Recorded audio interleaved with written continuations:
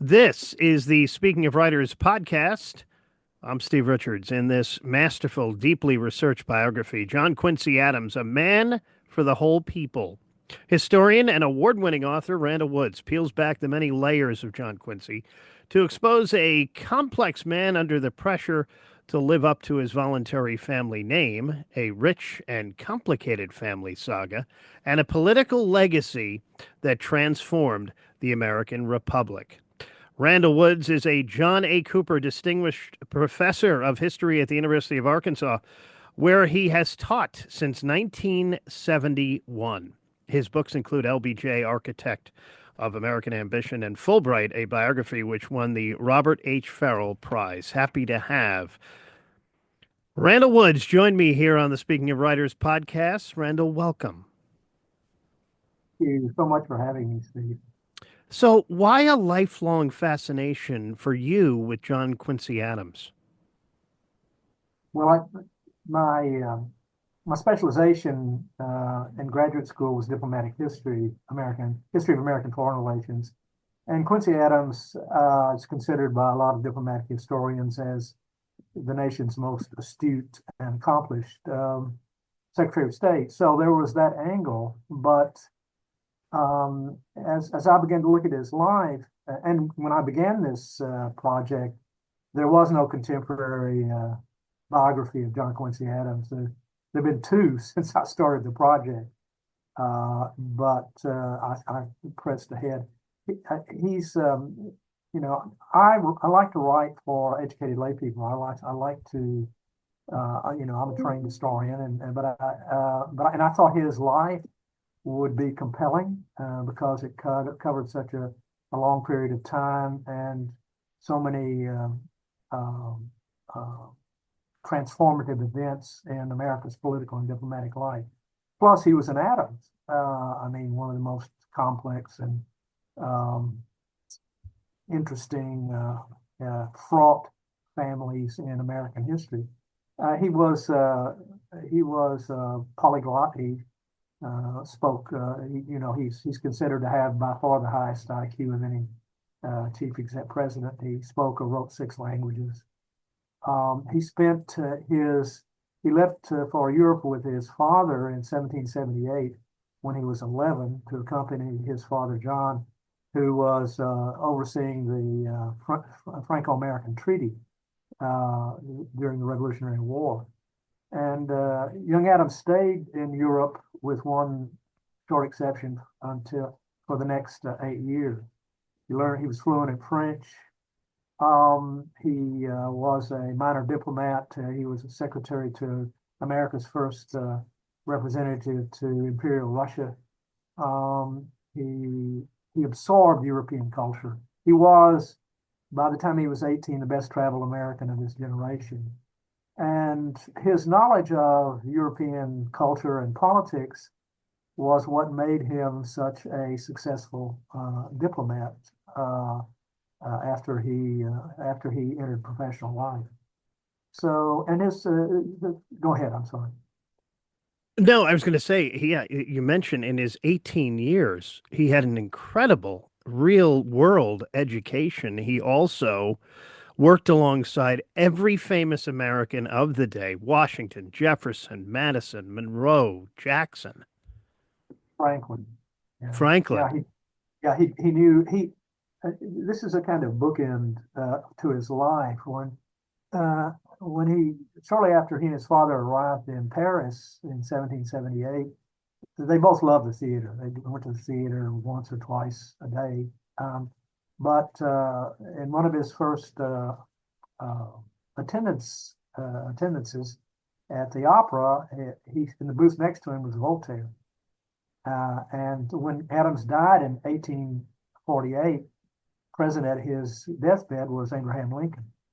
So you can kind of see the breadth of his life, and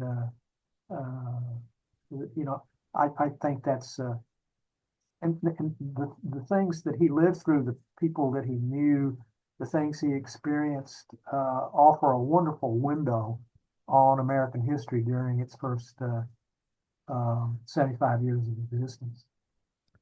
Randall, his wife was Louisa. He met her in London. What was his relationship like with her and his children?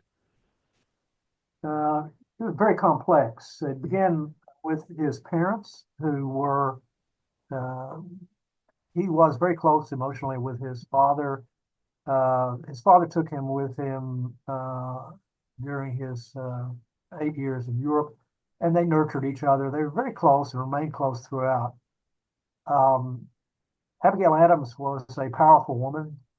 In that day and time, women couldn't own property, they couldn't vote, but the powerful, intelligent women, ambitious women like Abigail Adams lived through their children, and so John Quincy was her avatar, and she kept tremendous pressure on him he was these people were intoxicated, but they were aware that they were presiding over a unique experience in modern history, the creation of a republic in a sea of monarchies. And they were, although very modest wealth, very bright, very influential, one of the founding families. She believed that John Quincy's mistress ought to be his country. She ruined at least two of his romances early on, and it embittered him. And he began courting Louisa, who was the daughter of Joshua Johnson, a prominent American merchant in London, in 1796, while he was ambassador to the Netherlands. And they had I don't know, very push-pull relationship, a courtship that lasted more than a year, on the verge of collapse several times.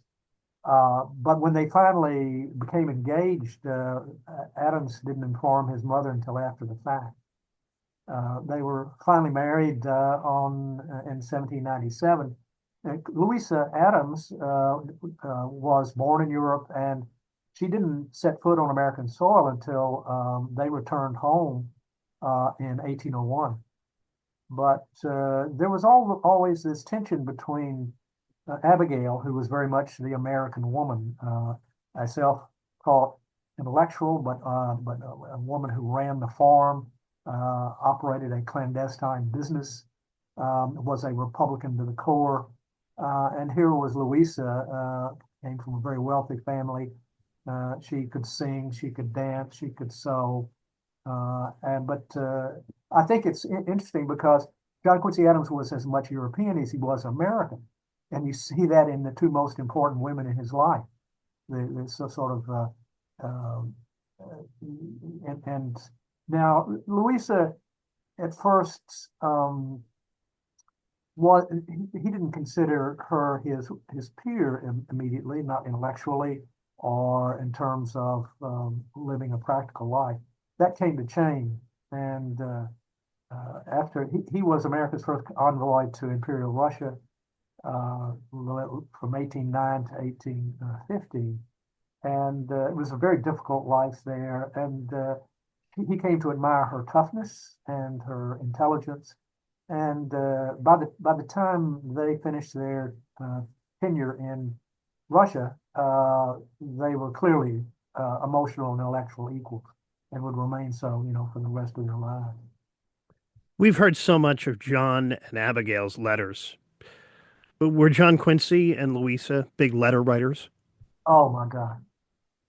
Well, Quincy Adams has a 7,000-page diary. It's considered one of the two greatest diaries in the English language, and the other one, Samuel Pepys. Between John and Abigail and John and Louisa, there are 2,400 letters.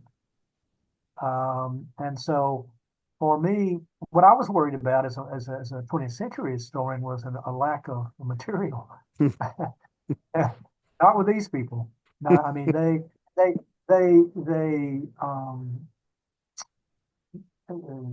before John Adams went to Europe, one of his contemporaries said, "You are one of the few Americans who are privileged to experience European life, and you owe it to your countrymen to write down everything you see." So John Adams and John Quincy, while they were in Europe, wrote down. I mean, so the book, John Quincy Adams, Man for the Whole People, is a third family history, a third historical travel history, and a third political and diplomatic history. I mean, they're so articulate and so bright that there are observations about life in rural Catholic Spain, about the court at St. Petersburg, about British society. Is just sort of amazing. And you know, I think it's I'm a very visual person. I think I think people remember scenes and settings, and I think that's one of the things, at least in my opinion, that makes the book attractive, particularly educated lay people. So here's a question. Do you think it would have been better for John Quincy if rather than being president, he continued in the State Department or an ambassador role? Well, it probably would have been better for him, but his ambition, he was a very bright, sensitive man with a humongous ego Mm. and a massive ambition. Being president of the United States, he would settle for nothing less. He was a single-term president. He's generally considered not a failure as president, but not effective. He was he was behind his times. He still believed that the American voter ought to choose people voluntarily who they respected for their virtuous participation in public life. Things were changing. Andrew Jackson, expansion of the franchise. You had to slap backs, grease palms, and Adams wasn't able to do this. So he was a single-term president. But as you know, to the horror of his family, he ran and was elected to Congress in 1831 and served for 17 years in the House of Representatives. They thought that was a great come down. And the House in the 18th century was a tumultuous place. A lot of drinking, fighting. It was, but while he was in the House, he was continually running for president. First on the and he tried to be the anti-Masonic candidate, and then the Whig candidate for president. So he might have been better off had he not personally, and perhaps his family would have. But well, this is to the point. In a sense, his contribution to the growth and development of the Republic while he was in the House of Representatives was as important as his diplomatic career, because it became he was as Henry Wise, a slaveholding congressman from Virginia, said of Adams in 1846, John Quincy Adams was the astutest, the archest, the most determined enemy of slavery that ever lived in the United States. So his 17-year career in the House was a constant war against slavery. He sponsored a constitutional amendment to provide for the gradual emancipation of slaves. He tried to eliminate the 3/5 clause from the Constitution, which allowed Southern whites to count a slave as 3/5 of a person for voting purposes. He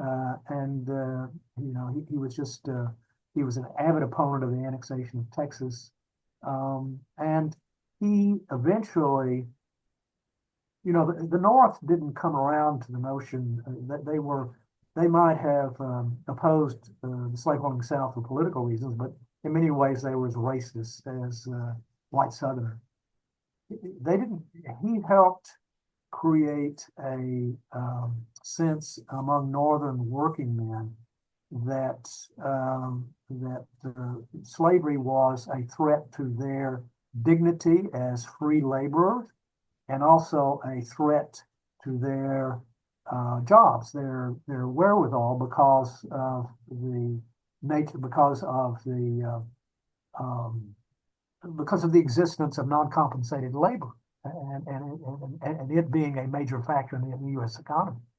So he convinced him. He said, racism aside, slavery threatens your status and it threatens your wherewithal, and that laid the groundwork for Abraham Lincoln and the Republican Party. Let's fast forward to today. What would John Quincy think about today's politics? Well, he's been haunting me. His ghost has appeared to me and demanding to know what the hell's going on. But he regarded, in his own way, he regarded Andrew Jackson as much a demagogue and threat to the Republic as progressives view Donald Trump. But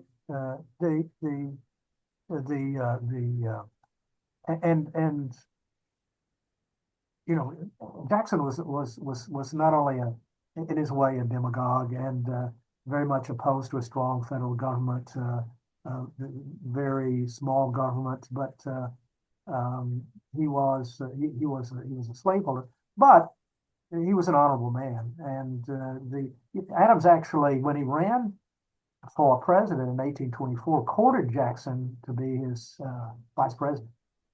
So there was this. He saw the Jacksonian democracy as a kind of threat to the notion of a virtuous republic. But this, we're in now a kind of chaotic situation. If you know anything about chaos theory, the whole this is not this what we're experiencing now is not the historical contest between traditional conservatism and liberalism. This is anarchy. This is let's burn the house down. And I don't know if he would be appalled, because the one thing that he was devoted to preserving the Union. He was a New Englander, and New England in the late 18th and early 19th century was opposed to westward expansion because it would dilute the power of the ship owners and merchants of the Northeast. Well, Quincy Adams was, the avatar of manifest destiny. He was the only Federalist to vote for the Louisiana Purchase. He negotiated the Transcontinental Treaty, which extended America's boundary to the Pacific. He negotiated the treaty with Britain, in which we laid claim to the Oregon Territory. So, I mean, he saw America as this tiny republic situated on the edge of a vast North American continent, a republic threatened by massively powerful monarchies who, if they could, would recolonize or recolonize. So he wanted to make the country strong enough to stand on its own and to be able to pursue an independent role in international affairs. And he was willing to sacrifice sectional interest for that. And he was very much a nationalist in that sense. Randall, there's been a lot of talk about eliminating the Electoral College. Of course, John Quincy, as we've talked about, he served as a representative, senator, diplomat, president. What would he say about the Electoral College elimination talk today? Well, Adams he wanted to preserve the Constitution, but at the same time, he was extremely critical of the Constitution. His sort of political Bible was the Declaration of Independence and the preamble of the Constitution, particularly the fifth clause, which says it is the duty of the federal government to promote the general welfare. The Constitution was a political compromise between large states and small states, between and so the Electoral College is a kind of reflection of that. It gives proportionally more power to smaller states. I mean, the Senate epitomizes the undemocratic nature of the Constitution. He would have called I think repeatedly for Constitutional Convention. Now he and his father, on the other hand, had deep reservations about absolute, complete, direct democracy. They were appalled by the French Revolution. And there were a lot of Jeffersonians and radicals in the U.S. who wanted to have just a unicameral legislature and a kind of nominal executive. His father, John Adams, was the driving force behind the notion of three branch government and separation of powers. So that that would have still been at the core of what he believes that the Constitution ought to look like. But he was these people are near enemies. They were elitist in a certain sense, in a cultural and educational sense, although avidly opposed to slavery. I think they would have, what he would propose now was a literacy test.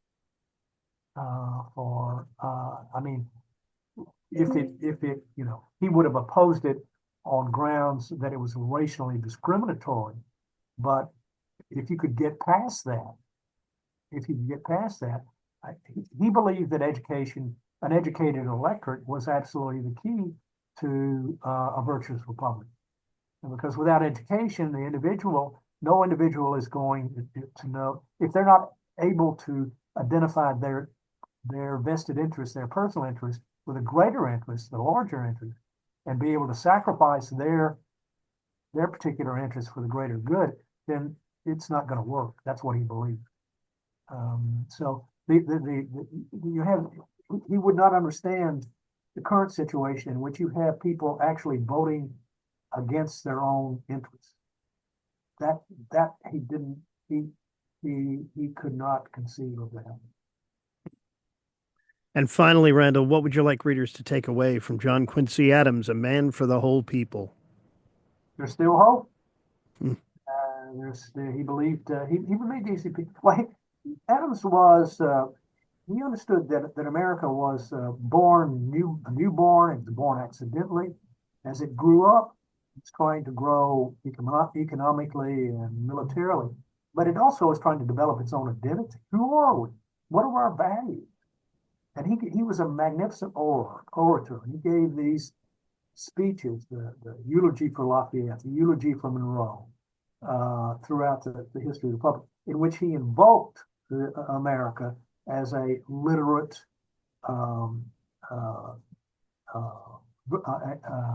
country that was committed to a Republican form of government and creating a virtuous republic. So it's not that there are people. I have because I'm an historian and an educator, I have an interest here, but there has been a decline of liberal education, in particular historical education.